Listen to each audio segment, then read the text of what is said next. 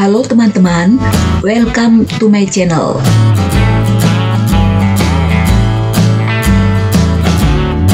Belakang saya adalah perkampungan orang Yahudi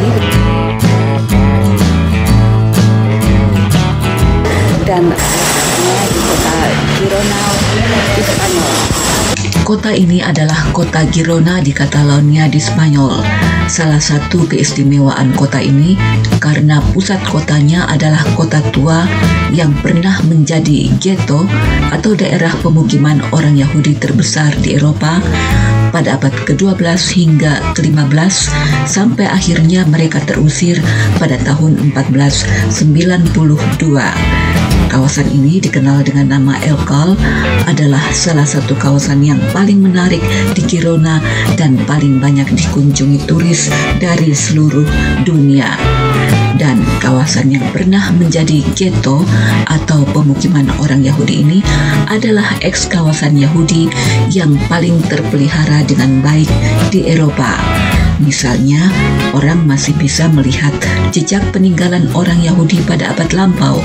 Di antaranya, sinagoga atau tempat ibadah orang Yahudi, juga ada tempat mandi orang Yahudi berabad-abad lalu. Kita tahu, orang Yahudi dahulu tidak punya negara. Barulah pada tahun 1948, orang Yahudi punya negara, yaitu negara Israel. Sebelumnya, selama berabad-abad, orang Yahudi hidup tanpa negara.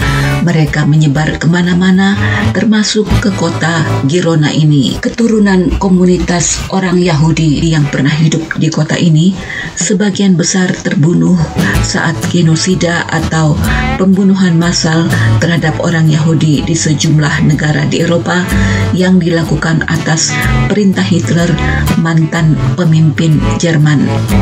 Saat melihat-lihat kota, kami melewati restoran yang menjual nasi khas Spanyol yang disebut nasi paella.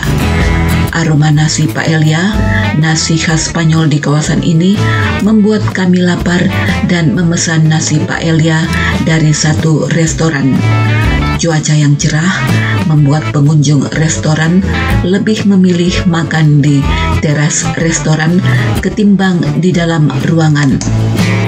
Nasi paella, kuliner khas Spanyol, salah satu simbol nasional di Spanyol, adalah nasi yang warnanya kuning. Warna kuning ini diperoleh dari bumbu yang bernama saffron. Selain memberi warna kuning pada nasi, bumbu saffron ini juga memberi aroma pada nasi sehingga nasinya itu memiliki cita rasa khas nasi paella. Nasi paella, paella artinya penggorengan. Nasi ini dimasak dalam penggorengan yang lebar dan datar. Setelah matang, disajikan langsung dalam penggorengannya. Campurannya biasanya dicampur dengan paprika, tomat, daun rosemary, juga white bean ataupun green bean. Ini sejenis kacang-kacangan yang warnanya putih dan hijau. Lauk yang biasa dicampur bersama nasi paella adalah daging ayam, ada juga yang pakai daging kelinci, dan bisa juga dicampur dengan seafood seperti udang, cumi, ataupun kerang. Pakai udang, pakai kerang. Untuk menyegarkan rasa, nasi ini bisa dibubuhi perasan jeruk nipis. Ada rasa bumbu saffron, enak sekali.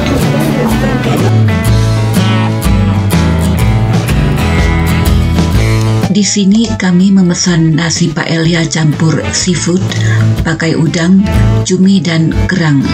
Rasanya lezat, nasinya lembut, ada sentuhan gurih dari udang dan cumi, dan tidak amis meskipun pakai kerang.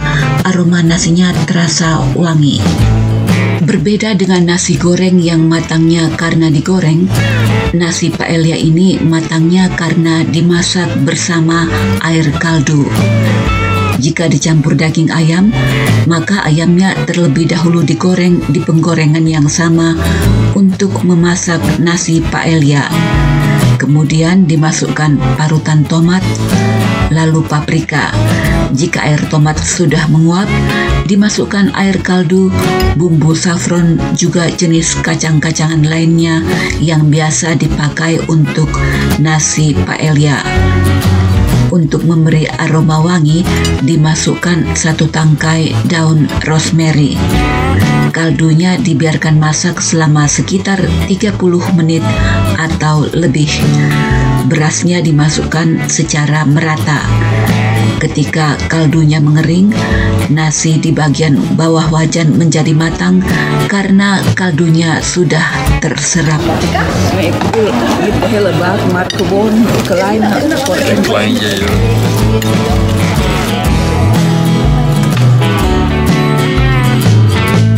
Terima kasih sudah nonton video ini.